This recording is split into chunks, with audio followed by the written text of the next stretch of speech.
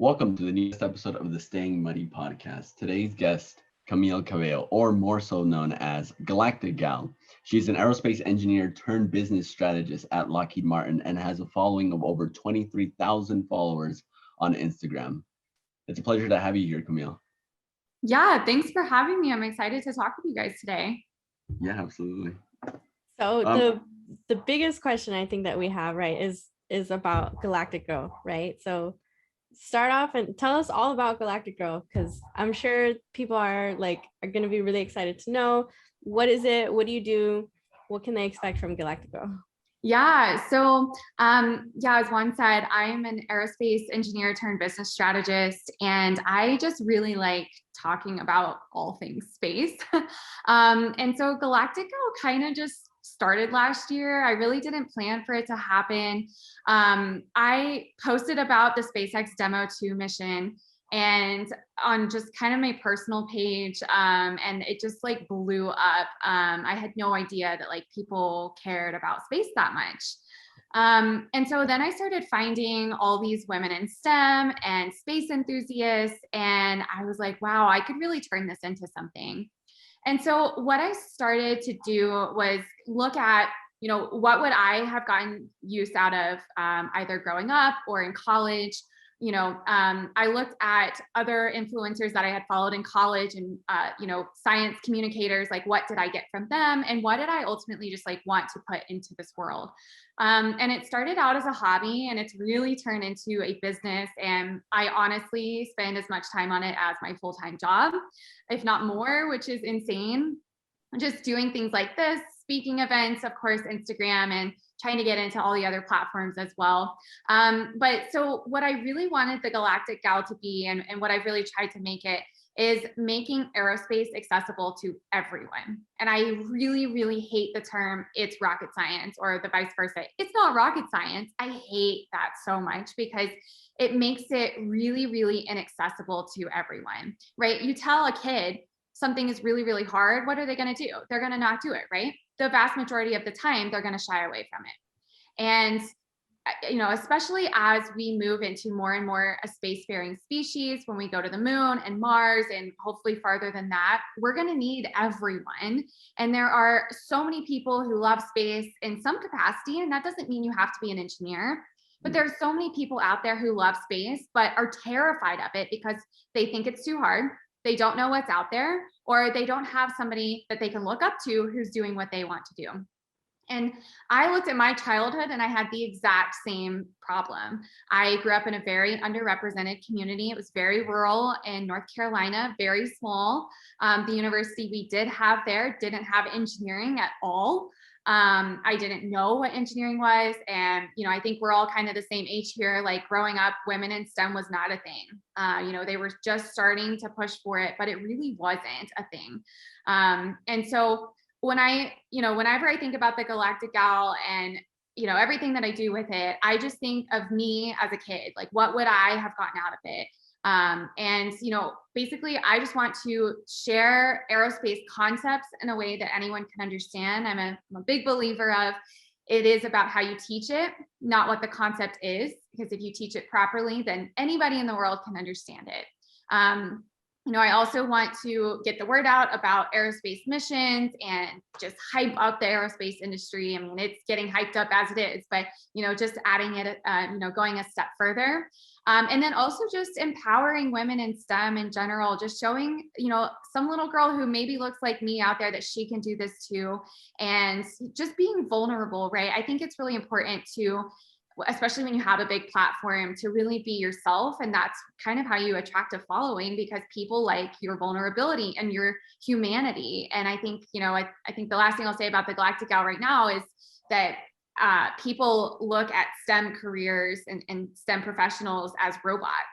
And they think that especially as a woman in STEM, they think that you have to dress a certain way. You can't like makeup. You can't do your hair. you can't get your nails done, which I just did, things like that, right? But that's 100% not true. And I think it's important to embrace that. I think it's important to embrace who you are and what you are going through in life, because that ultimately just makes you a better person and a better engineer or whatever you are going to be in the space industry.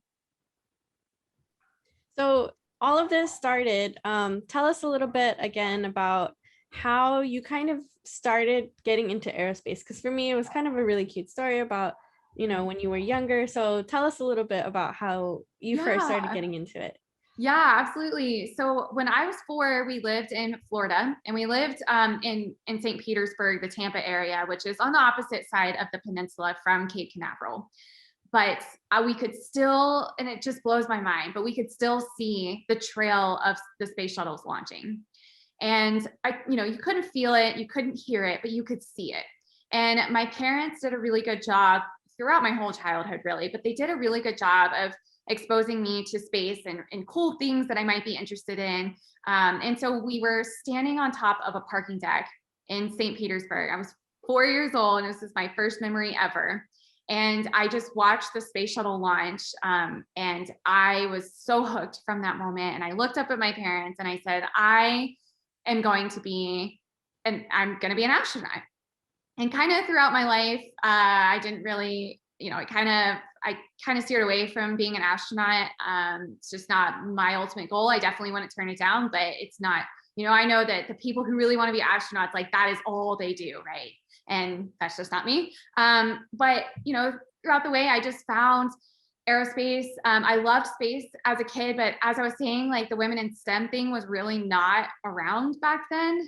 This was about 20 something years ago. And so I had support at home, but I didn't have support socially. And as an only child, I really valued like being popular, right? Like that's what I wanted to be. I wanted to be in.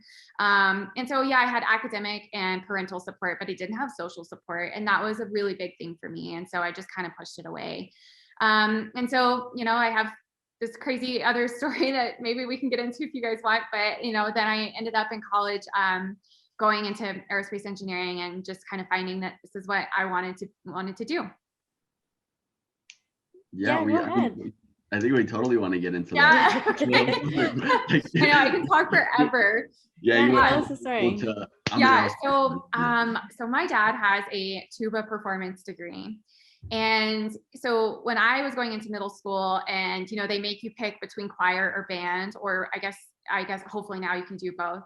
But in my situation, they made us pick, and I wanted to be in choir again because I wanted to fit in, and being in the band was social suicide. So I was already, killing myself socially because I was smart and in, academic acceleration programs, things like that. And so I wanted nothing to do with the band. And my dad, like having a music performance degree, really wanted me to do it. He's like, you just have to do it through high school. I'm not going to make you do it in college. And maybe he didn't even say high school. I can't even remember. And so I was like, fine, Dad, right? Like I didn't have a choice. And so I was like, I'm going to play flute. And it's because that's what all the other girls played, right? Like brass instruments are typically male dominated again. And I didn't want that added social suicide. And so he was like, no, you're not. And if you know anything about the music world, like brass instruments and, brass performance majors have this, love-hate relationship with woodwinds, right? And it's just a fun thing. But my dad, as a tuba performance major, was like, absolutely not. And I was like, yes, I'm going to do that. And so he bribed me. I mean, I was 13, so it was easy to bribe back then. And probably still now. And so he said that I could have a pawn shop flute or a nice, shiny, brand new trumpet. And so, of course, I picked the nice, shiny, brand new trumpet. And I was naturally very good at it, actually. And, it was good, but also it sucked because, again, it's a very male-dominated instrument. And I was trying to get away from male-dominated things. And I turned out to be very naturally good at it, so much so that I ended up going to a arts boarding school for high school, my own choice. I lived away from home when I was 15. I played trumpet like 6 hours a day. I was competing, and I was ranked nationally across the whole U.S. High school trumpet players. And yeah, so I literally thought I was going to be a professional trumpet player. But then when I got to that school, I realized that I could be whatever I wanted to be for the first time in my life, because we were there and, artists are all, they all have their quirks, right? And it wasn't weird to be weird anymore. Like, we were all there. We were all breaking norms and standing out. And so I was like, okay, maybe like I need to harness my love of math and science. And I really missed that when I was playing trumpet. And I mean, I literally was playing like 6 hours a day. And so that's kind of where I was like, I'm really missing something. I still want to do music, but I also do want to do some sort of math. And then when I was applying for colleges, I found engineering, which is, even then I tell people this, I was like 16 to 18 when I was touring colleges, right? And my dad was like, go look at engineering schools, go look at aerospace. And I literally, even at that point, was like, no, that's for guys. And like, all I wanted to do was fit in and not be weird and, not have to deal with that. But anyways, that was my crazy story about how I got to engineering. Yeah, so you were in performance before you went down the journey of going into math and science. Yep. And so, like, I have a similar backstory, so I definitely like that resonates with me a lot. And believe it or not, I've actually run into a lot of engineers in college who did start with more kind of artistic backgrounds. They either played instruments or, like, I was in choir. Some of them, I think maybe had even more broad, like we even get people in the lab. I remember there was someone who joined who was like a history major and they just really loved working on cars. So there's definitely people of all types of backgrounds who like, I think they hesitate before they find out that this is like what they want to do. And I don't know if it's because it's intimidating or, like you said, sometimes it's a lack of social support. I know definitely when I was growing up, I didn't know a lot of people or even a lot of girls who were really into engineering and computer science, and they kind of just wanted to have fun socially, with your friends and that kind of childhood thing. But even throughout high school, but it's definitely something that can be intimidating when you first start. But I kind of wanted to step back a little bit.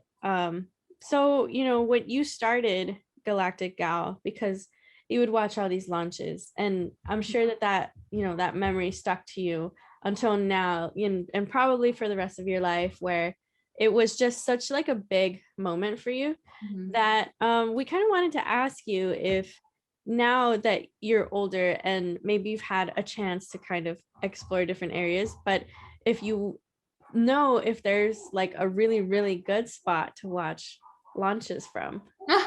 Okay, so fun fact, that's the only launch I've ever seen. And I wasn't there like at the Cape, unfortunately. I was across the peninsula, a couple 100 miles away.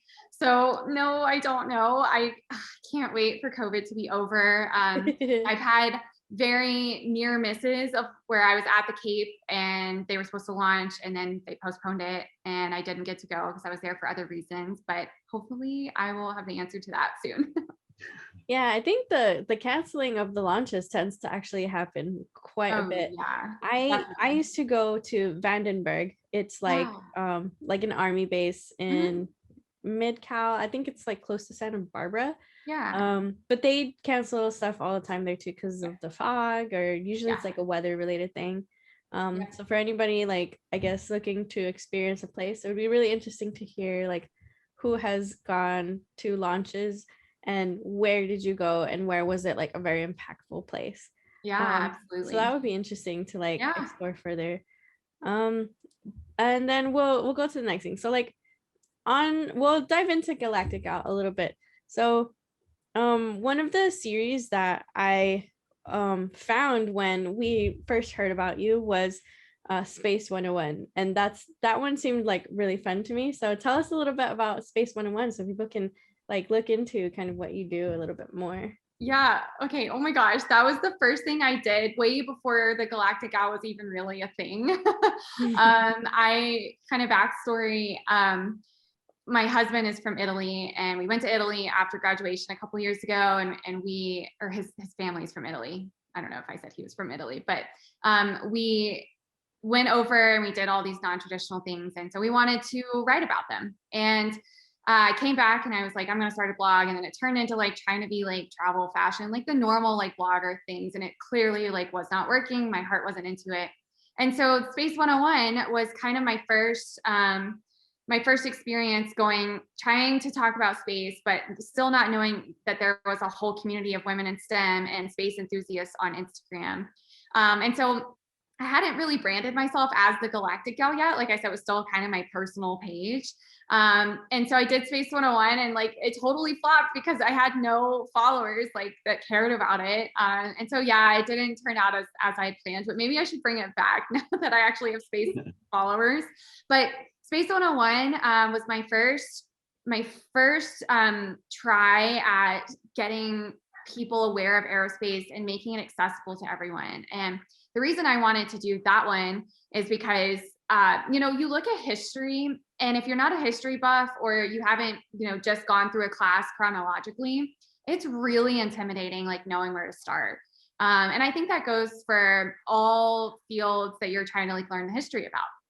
And so, the space industry hasn't been around very long, so it should be relatively easy to find information compared to, I don't know, like studying the history of a religion. But at the end of the day, it's still very hard, especially if you don't come from this environment and this industry and this background, because you don't know where to start. You have no idea. Like, did Gemini or Mercury come first? Like, who knows, right? Maybe you don't even know about them. And so Space 101, I really wanted to do, going through the stages of each part of the space race. And I ended up going, I think, through Apollo, and I didn't go farther than that, but I started at Werner von Braun coming over, and how he was a German Nazi who escaped and came over here and built all these rockets that were originally supposed to be used as German missiles, but then we turned them into space rockets. And then we talked about Gemini and Mercury and, the start of the human space race, and how, the political importance of it too, because I don't think a lot of people know why we actually did that and how we were able to get to the moon so fast. Especially now, people are wondering, why is it taking 50 years to get back to the moon? And it's like, well, no, we could go back today if we wanted to, right? But it's political, right? And we were very, very invested at the beginning because of Russia. And then all the way through Apollo, and I talked about the different Apollo missions and things like that. And yeah, I didn't keep going, but definitely an idea to pick back up. You guys reminded me of it, but I really just wanted to give people a tangible way to start learning about space. No, that's awesome. Like, can you so sort of referring back, well, not so much back to the Space 101, but another thing that you had written was do you have to be a U.S. citizen to work in the U.S. space industry? And I think that resonates a lot with our demographic. Is we come from Cal State LA, and a large portion of the students there are minorities, and some of them are undocumented. And I think a lot of them look up to people like you and people in the aerospace industry and want to be a part of that. But, you have, to some degree, you have to be a U.S. citizen to be a part of that. So can you talk a little bit about yeah, that? Absolutely. So I just want to preface this by saying I'm not an expert and all details, every minute detail that I could find is in that blog post that you're referencing. But yeah, I get so many questions about that too. I do have a lot of non-US citizens following me on Instagram. Is like probably the most common question I get asked. So if you're listening to this, know that you are not alone. So I will say you don't have to be a US citizen. And actually that's something I learned because I thought you did. You only have to be a US person, which includes a green card. So unfortunately, it doesn't include visas. And, that includes student visas, right? So there are ways, I think there are some companies that might sponsor you to get a green card. I know, especially in the tech industry, that's a lot more common than the space industry. I will admit that I don't know how to go about that. I know that I've never had to do that. But you can work on the majority of things, unclassified, of course. Of course, classified gets into a whole different realm. Right. And of course, classified is a huge part of the space industry too. But you can work on, everything NASA related, basically at a contractor like Lockheed or Boeing or Raytheon. You can work at all those places with a green card. And you might have limited access to some information. There might be some areas where you'd have to be escorted. But for the vast majority of the time, like if you're hired for a program with a green card, you're going to have access to the information you need for sure. But in general, you're going to have access to, every piece of information in the building or near you or whatever.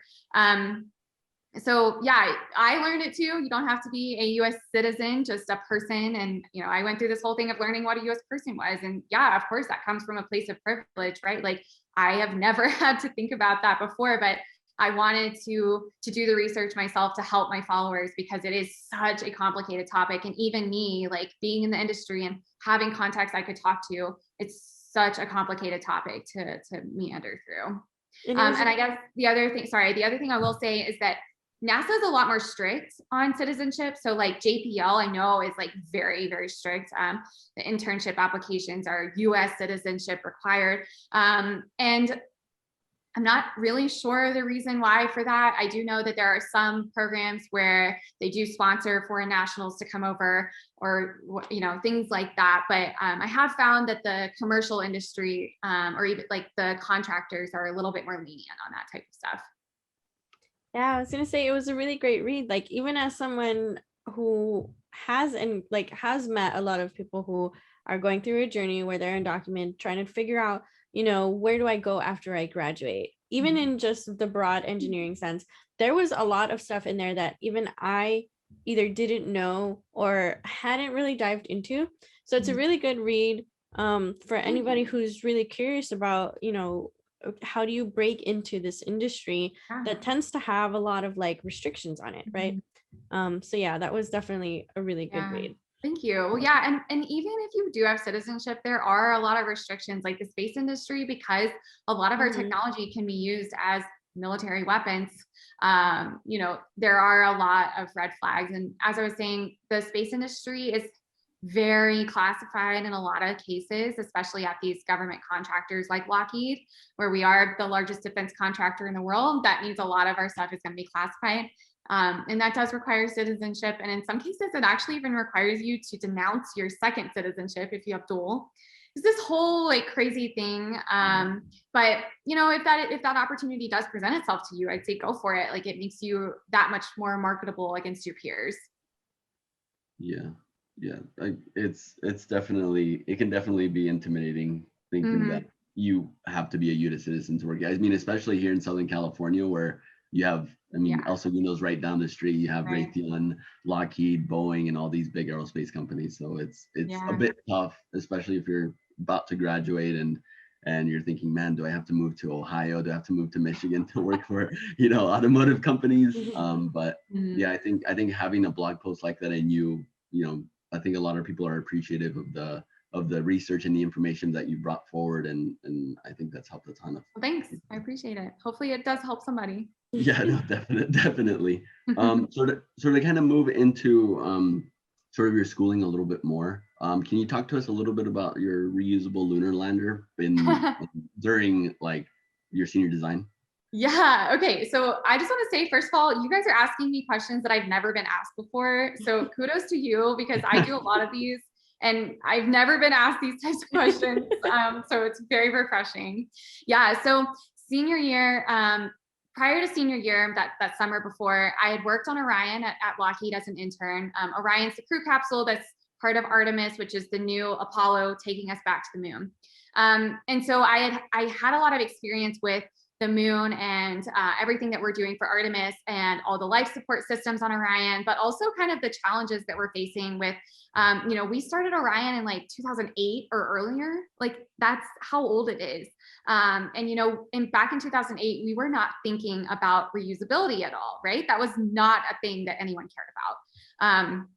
And now more and more it is, but even the human landing system, the lander as part of Orion is not, at least up front, to my knowledge, it's not going to be reusable.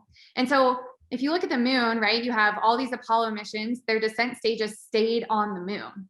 Like they're just there, and they're going to be, they're trying to make them, national monuments. Like, I don't think it can be national because you can't claim rights, things like that. Yeah. But they're trying to make them like historical places. And so the same for Artemis, you're going to have the descent stage and it's going to just stay on the moon. And yes, the moon is large, right? And these Apollo and Artemis descent stages are fairly small compared to the size of the moon. But if we're really trying to go back and forth and land on the moon, every week, every month, every day, eventually, multiple times a day, who even knows, right? That's not sustainable at all.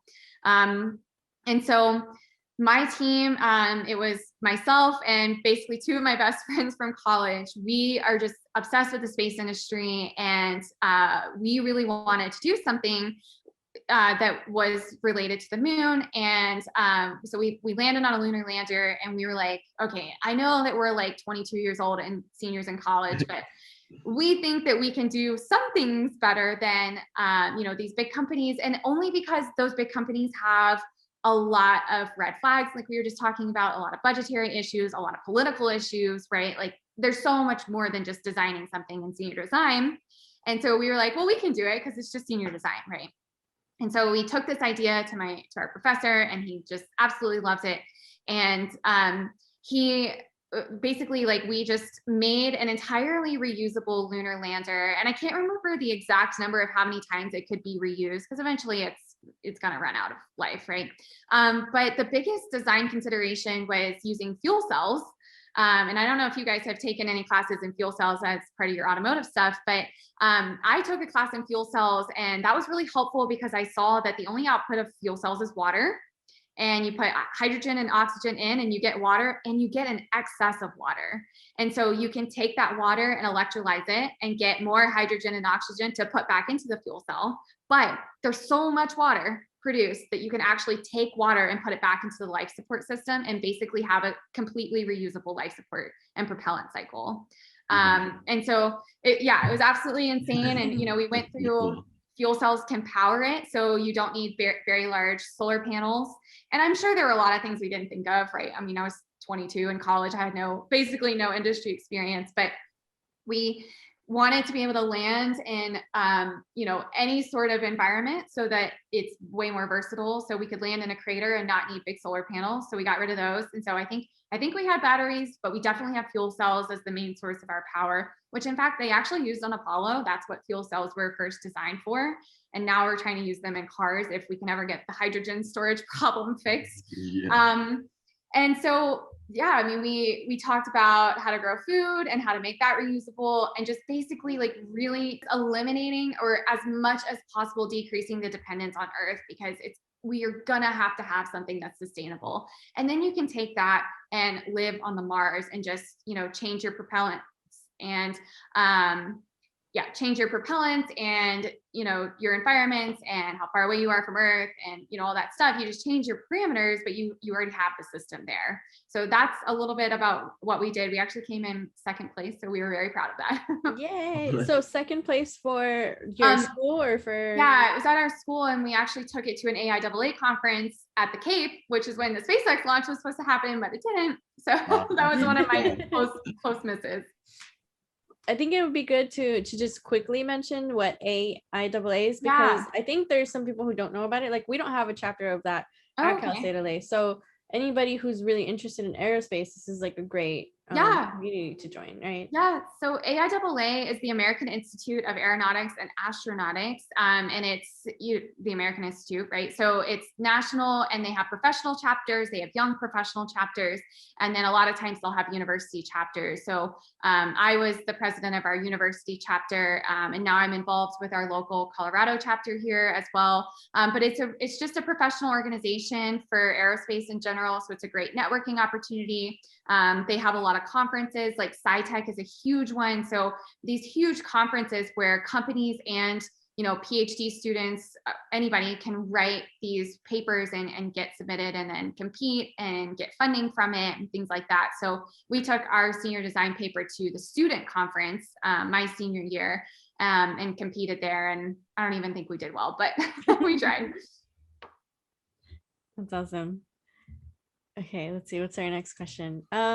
So we went over your senior design project, and so, next off, like after you did your senior design project, or I guess part of the college journey, right, was of course internships. So that was kind of like a big thing that you did. So tell us about I think so we know that like you mentioned that you had an internship where you were working on jet engines, which is super cool.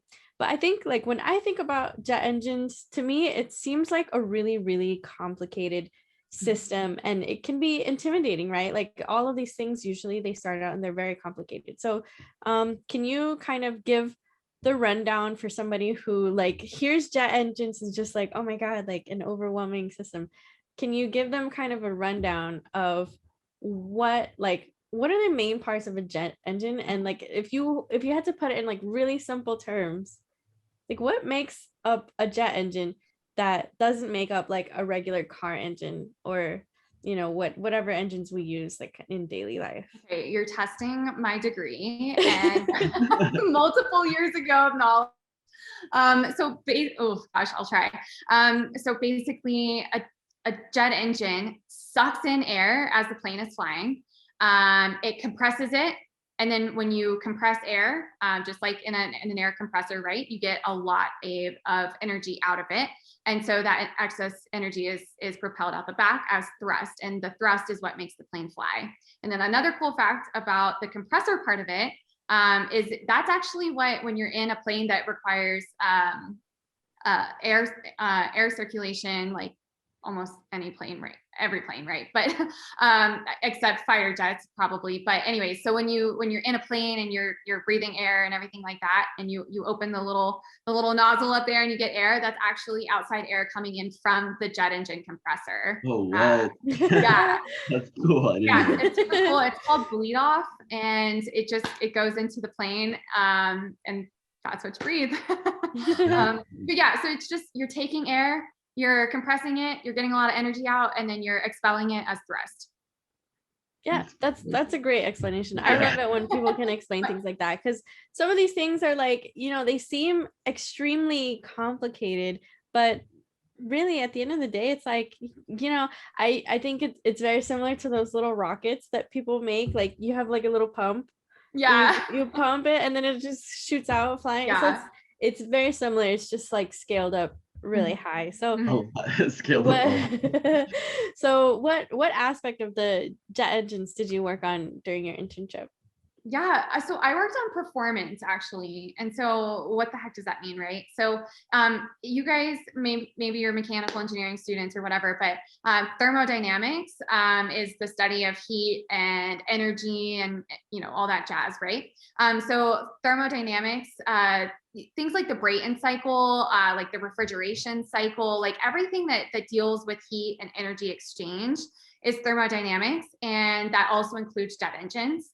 And so jet engine performance is all about thermodynamics and how you can optimize how much air you're taking in, how you're compressing it, and how much thrust you're getting out. And so I worked on the performance team, and oh my gosh, this was 4 or 5 years ago. So I don't remember a lot, but basically we were looking at test data from a jet that had our engine flying on it.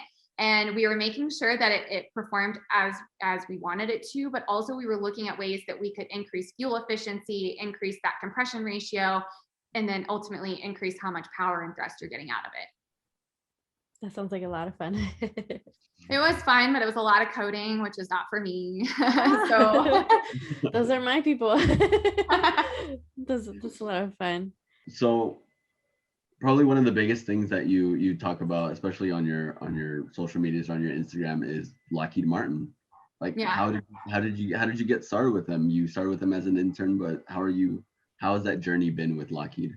Yeah. So again, you guys are asking questions I've never been asked before.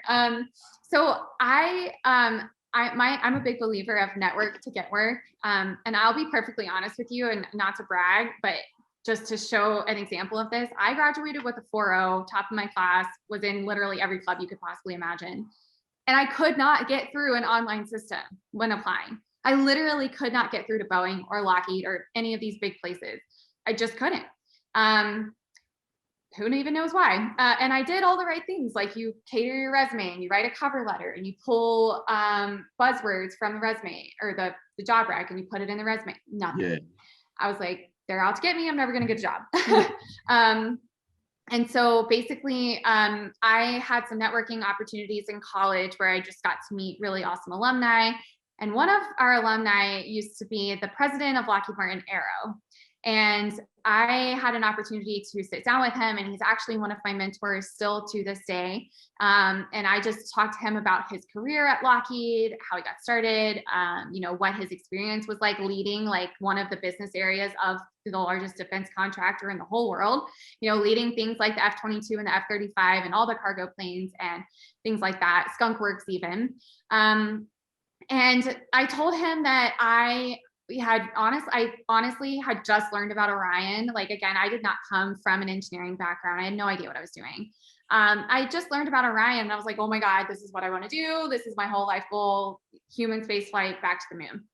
And I knew that Lockheed was the prime on it. And so I was talking to him, first learning about his career and about him. And then he asked about me. And I told him that I really, really wanted to work on Orion, but I had applied to 50 different jobs and I could not get anybody to respond to me.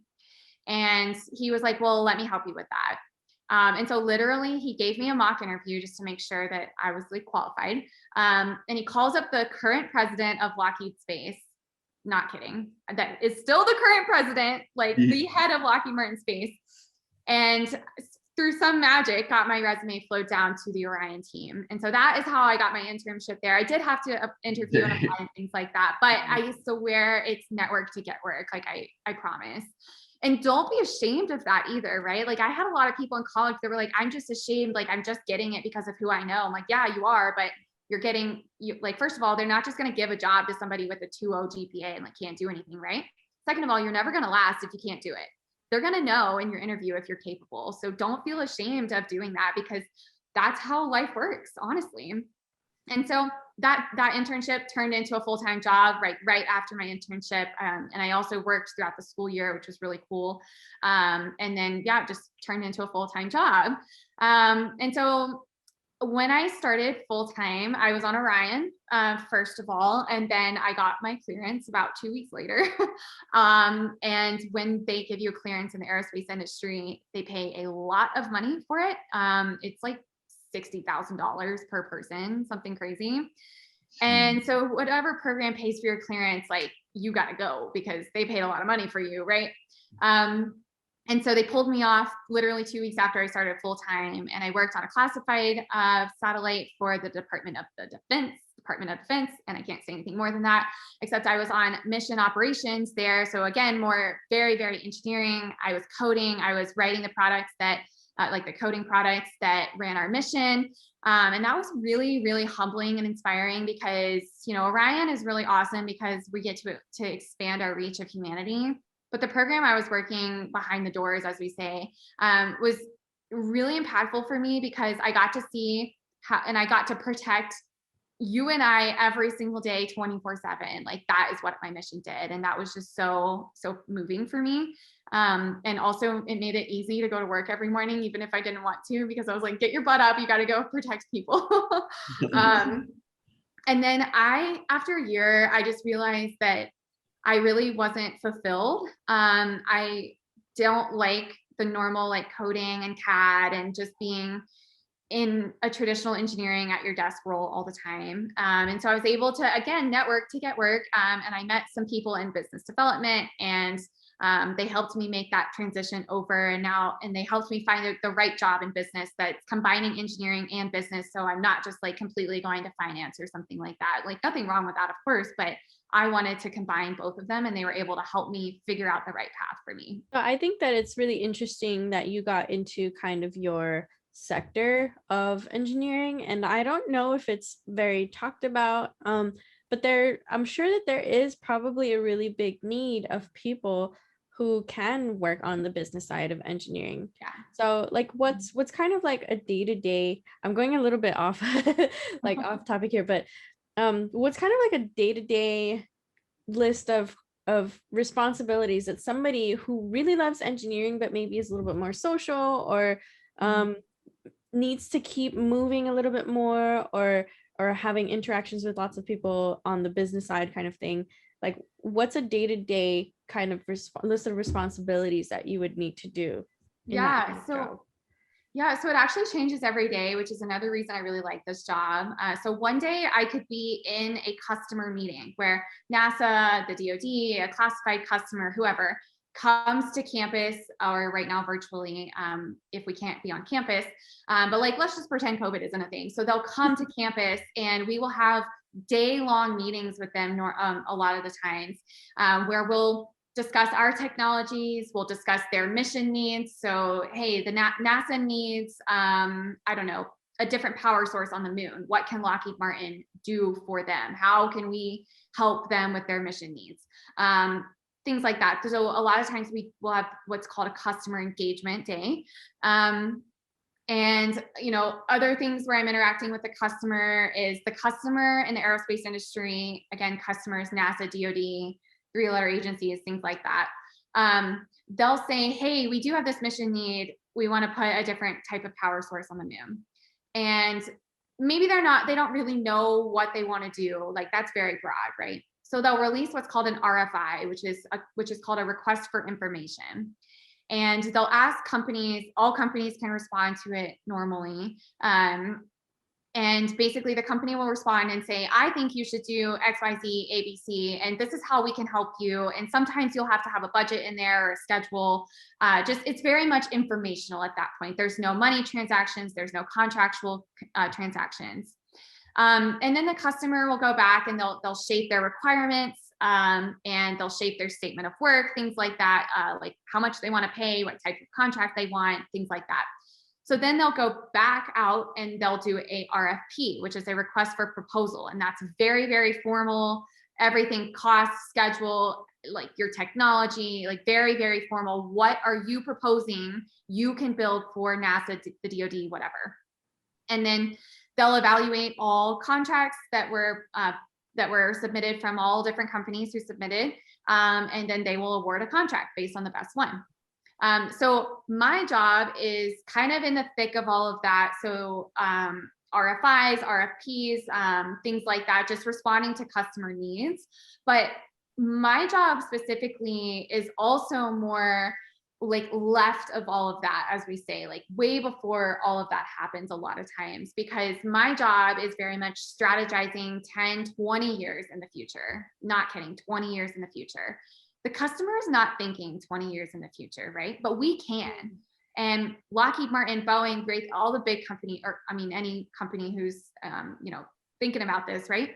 They're sitting there thinking, well, I can spend money to think about what's going to happen in 20 years and shape what the customer ends up asking for to help our business team. So I do a lot of that. And that's where the engineering comes in. I look at things like, what is the state of the moon going to be like in 2040? Do we have the technologies that we need to get there by 2040? Do we have them now? What are they going to look like in 2040? Is Lockheed Martin, do we want a say in that? Do we want a piece of that pie, if you will?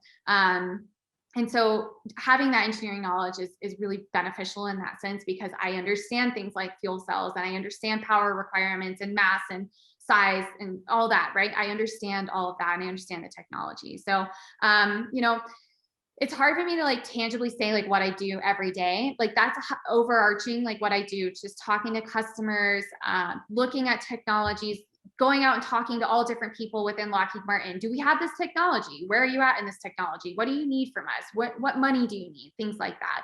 And then of course, like the business side of it, I do look at financials and reporting and things like that to keep our business and our program like on track. Right. So when you're dealing with like RFIs and RFPs, how long is that duration time? Because I'm assuming a ton of companies are submitting bids and then the customers looking through, seeing which ones they more than likely align with. How long is that time frame usually? It can really vary. I mean, I've seen RFIs that are saying, get us an answer in 2 weeks. Again, RFIs are very informal, but that is still like a huge push. And again, or not again, but the customer is really trying to be fast and agile, which is forcing all of us to be fast and agile, which is great. But it's definitely a challenge. A 2-week turnaround is insane. And then, for RFPs, you'll have a longer time. Again, it can vary, a couple months, a year, who even knows. And then their response could be a couple months, a year. I've seen kind of that whole shebang. Oh, wow. Okay. Mhm. Yeah. Oh, Yeah. shoot. So, I mean, it's crazy because you could spend 6 months writing this proposal and spend a couple $1 million of your own money writing this proposal. And not then even you could have wait the- 6 more months and never hear back from the customer. And then maybe you lose, like, obviously somebody has to lose, right? So yeah, you gotta have a good business case, and it's really challenging. It's a good thought exercise, definitely, just to think like, are we going to spend millions of dollars on something that we have a 2% chance of winning? No, right? So you have to look at what percentage of winning you're going to do and things like, or you're going to have things like that. Wow. Yeah, That's cool. It's cool. Yeah, it seems like a really how do I say? Sounds fun. It sounds fun in the sense that like there's so much responsibility in this, right? Like there's so much that goes into in the planning, and that's like you dedicate yourself to something that like you could work out really, really well, or it could not, Yeah, it is a lot. Thankfully, I'm just a level 2, so I don't have that much responsibility yet. But yeah, I mean, once you get high up in the business, like the decision making side of things, like that's a really tough job for sure. Yeah, but I think definitely one of the understated aspects of engineering and computer science and kind of like STEM as a whole is like how much teamwork really goes into it, because I feel like every person is like one little tiny part, but like it's completely necessary for everything to work out. And it's like sometimes there's a lot at stake, right? But I think that's part of like the thrill of it, right? Is like there's pressure to succeed, but it's kind of a good pressure, right? Yeah I love that. It's fun. It's really fun for sure. Yeah, definitely. So I'm gonna skip around a little bit. We have our questions kind of like in a really particular order, but one of the things that you were talking about is how like the missions or like the bids that you guys plan or the proposals that you guys discuss with other companies, like where are we going, right, in terms of space and in terms of like what technologies are going to be developed in the future. So we have kind of a question from someone who really wants to, and this is definitely more of like an opinion for sure, but they were asking like, what do you think is the future of space travel? Like, do you think that it's necessary? Do you think that we should be doing it? Or is it something that like we should be focusing a little bit more on our planet, on like what's going on here right now before we start looking, to other places? Okay, so you just tapped into something that I'm very, very passionate about, because that is the stigma, right? And we realize that those of us in the space industry realize that we just sent a $4.2 billion rover to Mars. Like that is no chump change, right? We realize that, but and I think what's really important for those of us in the space industry, especially people in my position, like space science communicators, it is my job to teach the public why space is important. That your life, our life, would not exist today as we know it at all, in any sense of in the term of modern life, without space. And so my thought is space is so important to life on Earth. It may not seem like it, right? We're sending things off our planet. How is that helping our planet here? But the fact of the matter is, let's take GPS, for example. So when you open up your phone, you're using GPS, and where does that come from? It comes from a satellite. In fact, it comes from 4 satellites beaming down at you at any given time. So literally, if I open my phone right now and I open Google Maps, I have 4 satellite beams hitting my phone at any given time, which is insane. It's coming through my house, right? Like it's hitting my phone from 4 satellites orbiting Earth, very far out there as well. And there are 31 of those satellites up in orbit right now. GPS, of course, it helps us get to a gas station, right? Or whatever. But it helps the military in so many ways that I can't even know because I don't have that access to information. It helps with banking.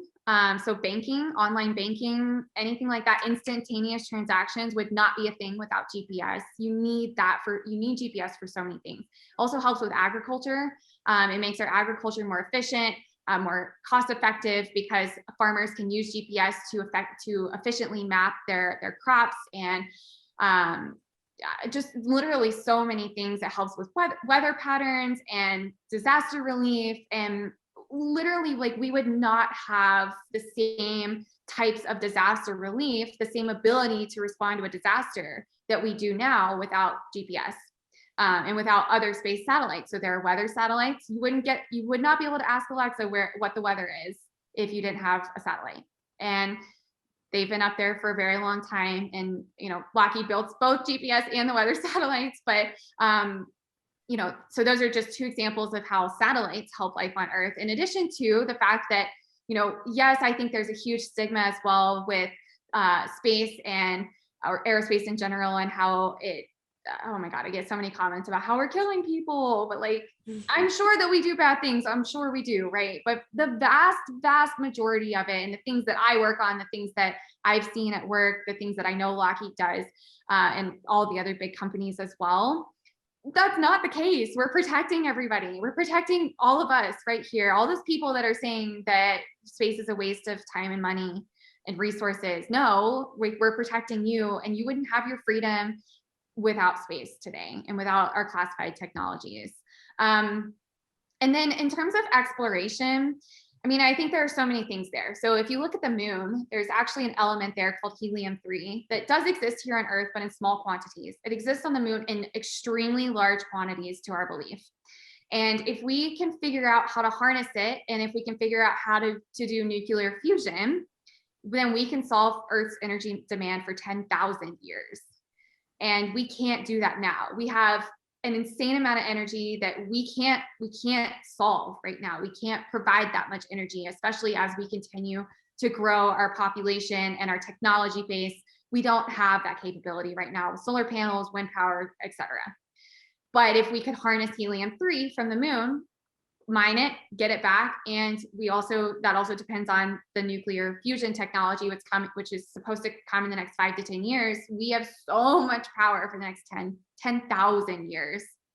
Going to the moon also adds another economic factor to every country that goes to the moon. It's really going to boost our economy. It's going to add more jobs. We need that. We've seen that now with the boom of this new space race and the 21st century space race. There's so many more jobs in the space industry. And if you look at even what happened during COVID, the space industry kept going. The space industry was still hiring like crazy when everyone else shut down. And we say our job is recession proof, especially if you're working a classified job, it's recession proof. It really is.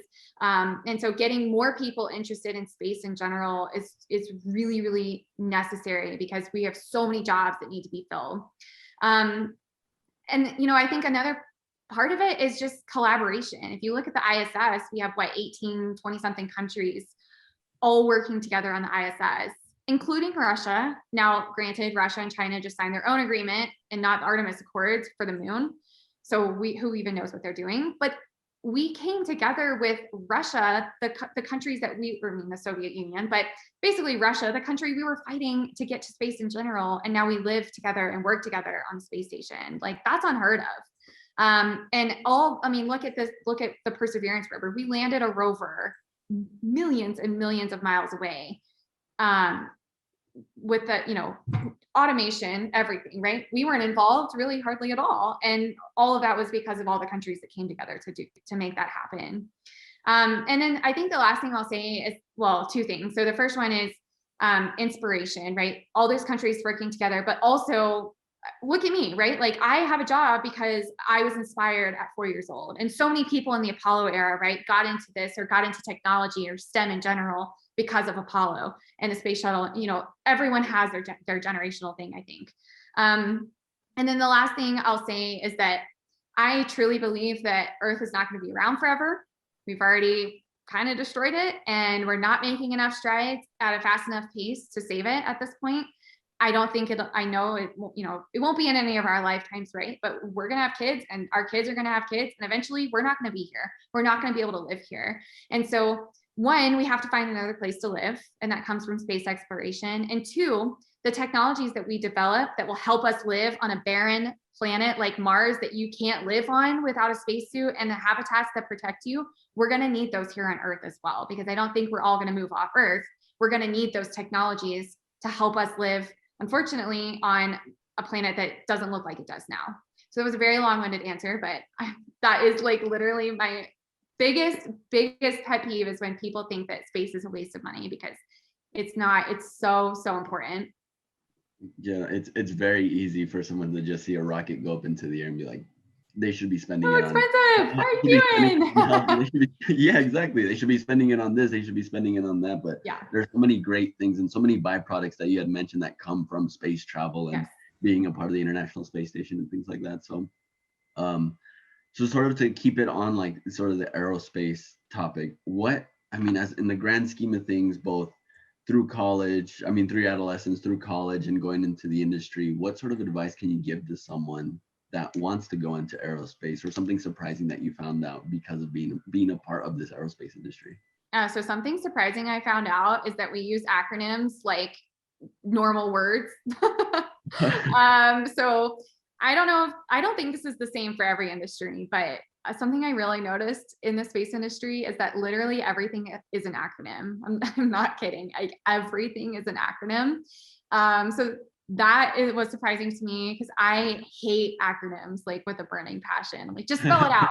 And I hate it too. now that's I don't know why it's like such a big aspect for some reason. I don't know. So many companies do it. I don't get it. I know. Anyways, that was a little funny, but okay. So biggest advice I give is it's going to be hard, and you're going to have professors that just flat out suck, right? You're going to have professors that don't know how to teach, that don't care about you, that you're going to learn in a different way than they teach. But find people that are willing to help you, and that just literally just open your eyes. Somebody will be right in front of you, I promise. Whether that's another professor or a student or a mentor who's older than you, somebody, and in every part of your life there's going to be somebody there to help you, and you just have to be willing and not afraid to ask for help.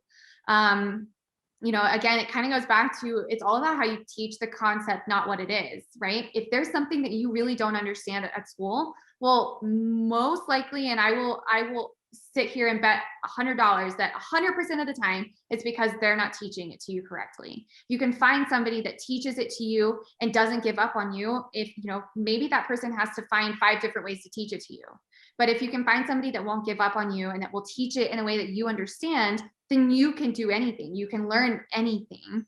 And, it's going to be hard work. And there were definitely classes where I had no idea what the professor was saying, but at the end of the day, like I really, really wanted to understand it. And so I think another thing is just always be curious, be a sponge, as people say, right? In every job, every class, every environment you go into, just soak up everything that you possibly can. And that's just going to make you so much, leaps and bounds ahead of your peers.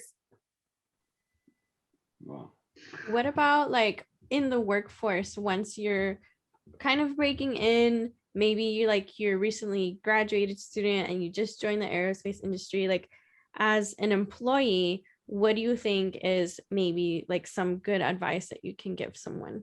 Yeah. So I'll say I really, really, really struggled coming out of college. Like I loved college. I mean, you guys, right? We've all been in school our whole lives. We don't know anything different.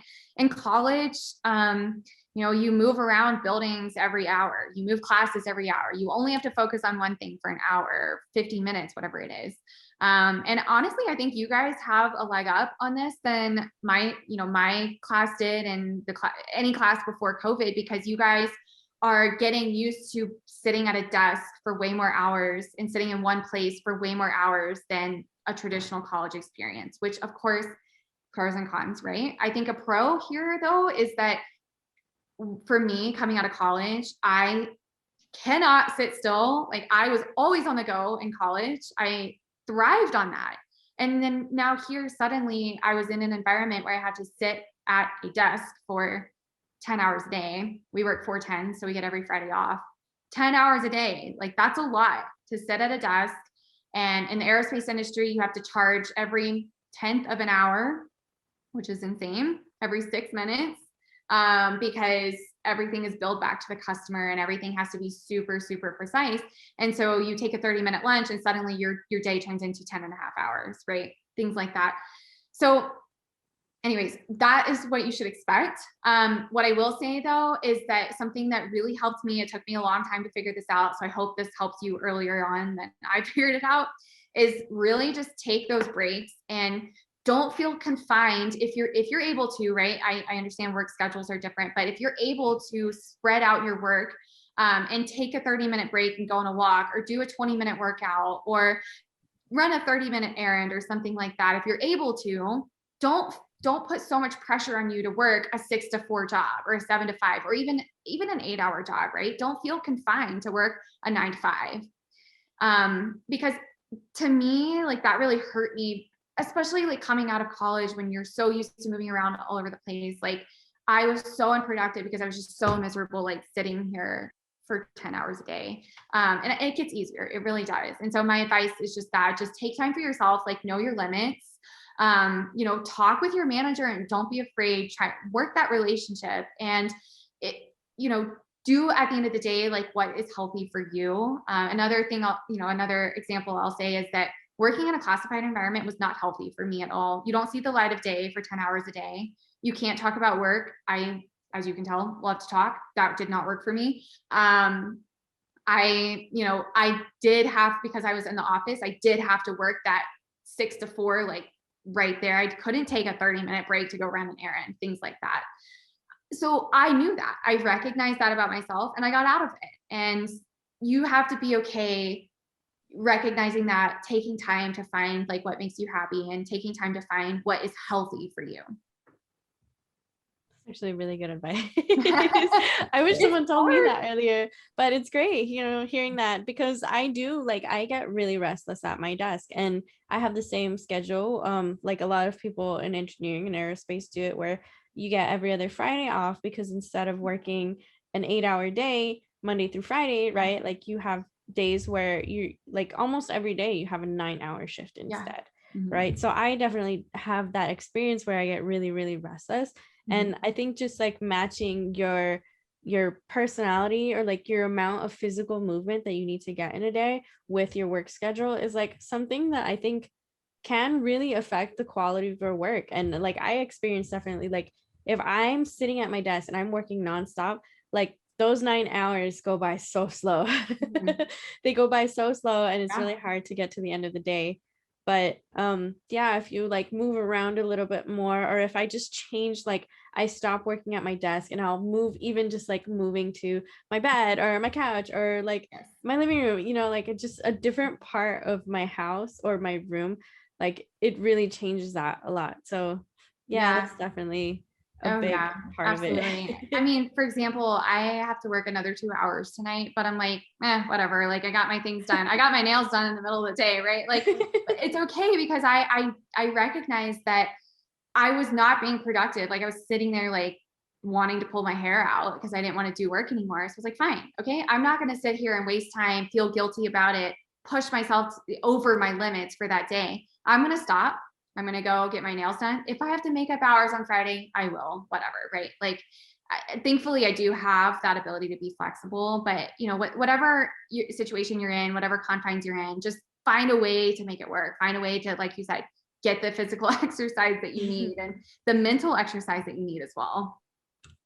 Yeah. Even just listening to both of you talk about sitting at your desk for 9 to 10 hours just puts me to, just puts me to sleep. I think I'm in a pretty privileged situation where I actually have to go into work and I sit at my desk maybe at a total of 2-3 hours at most. That's good. And all the time I'm literally back and forth. So listening to you guys talk about how you have to, instead of sitting here, maybe you sit here just to get a little bit of variation throughout your day.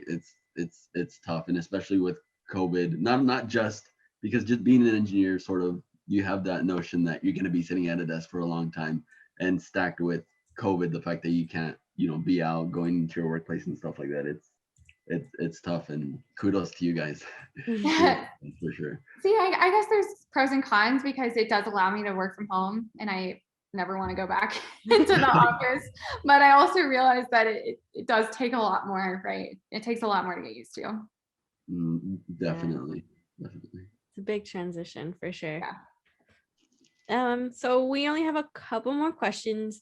One of the biggest one, actually, I should even mention before we ask you this question, you're the first person that is a woman who we've been able to interview for our podcast. So wow.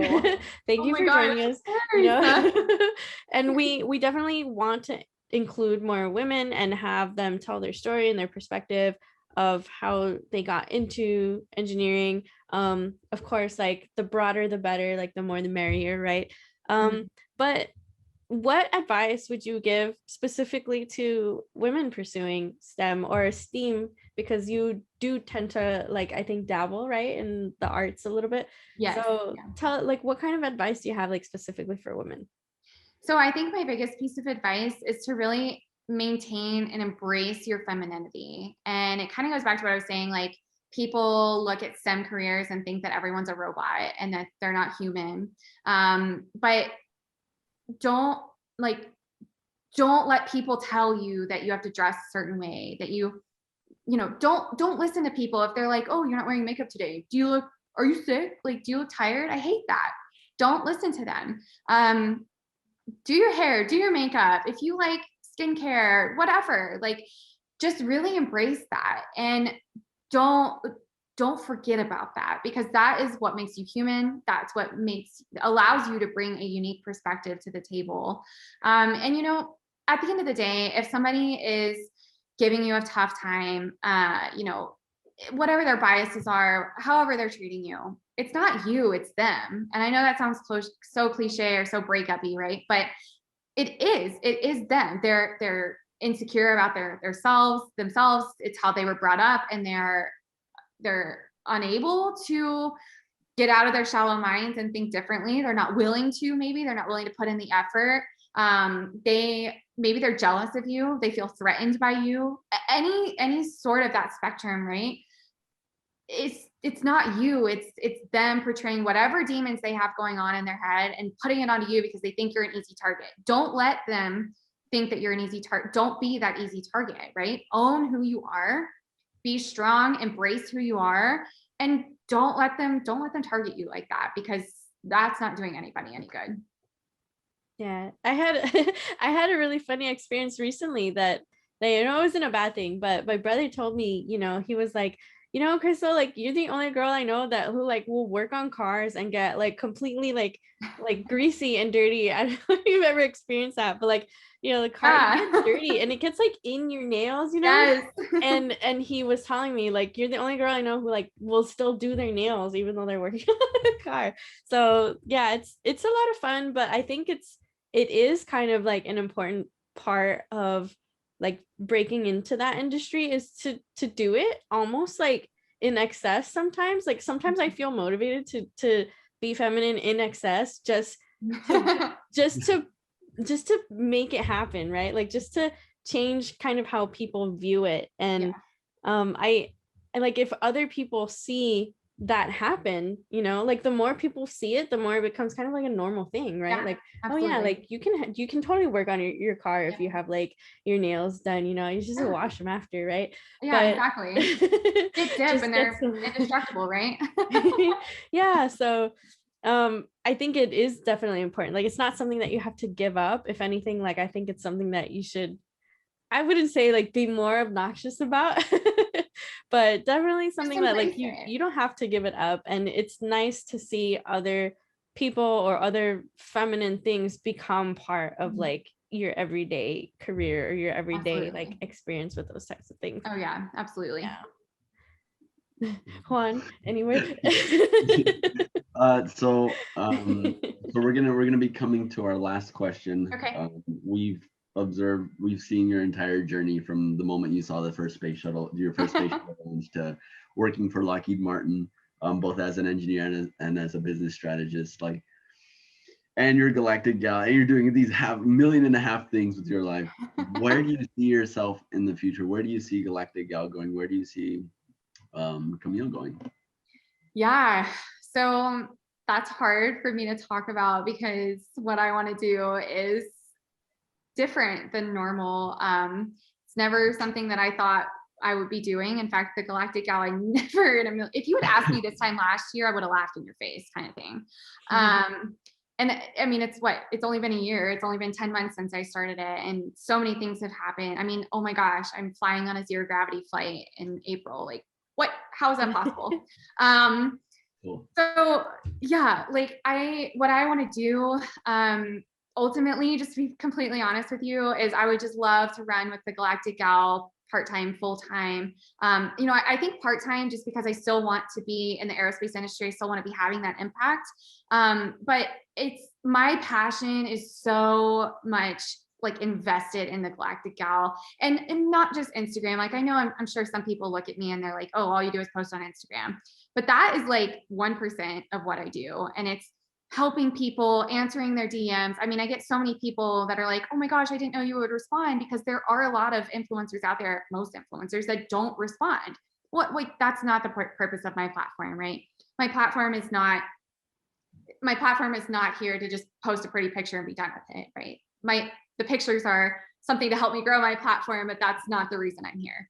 I would love to really dive deeper into my YouTube. I started it and I don't have time for that right now. I would love to start a podcast. I would love to talk to different people in the space industry. I'd love to go to all these different companies and share their technologies and their missions and their people like I do with Lockheed.